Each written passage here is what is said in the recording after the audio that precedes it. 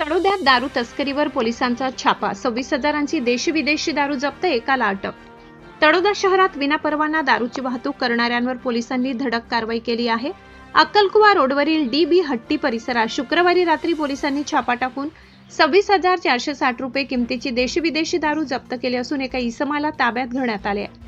मिळालेल्या माहितीनुसार दिनांक 21 ऑगस्ट रोजी रात्री सुमारे 10 वाजेच्या सुमारास तळोदा शहरातील डी.बी. हट्टी परिसर अक्कलकुवा रोड येथे एक इसम विनापरवाना देशी विदेशी दारूचा साठा कुकरमुंडा गुजरात येथे घेऊन जात असल्याची गुप्त माहिती पोलिसांना मिळाली. ही माहिती मिळताच पोलिसांनी तात्काळ कारवाई करत संबंधित इसमाला पकडले. त्याच्याकडून 26,460 रुपये किमतीची देशी विदेशी दारू आढळून आली.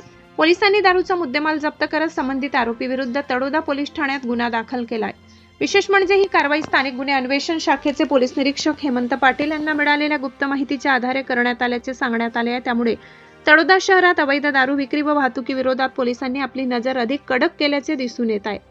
ही धडक कारवाई पोलीस अधीक्षक अश्विनी सानप आणि अप्पर पोलीस अधीक्षक आशित कांबळे यांच्या मार्गदर्शनाखाली पोलीस निरीक्षक हेमंत पाटील यांच्या पथकाने केली.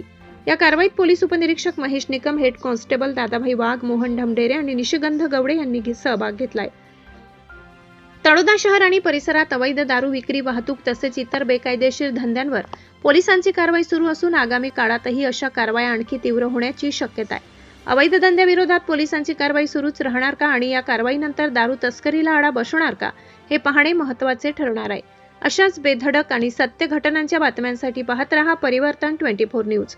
बातमी आवडली असेल तर व्हिडिओला लाईक करा, शेअर करा आणि चॅनलला सबस्क्राईब करायला विसरू नका.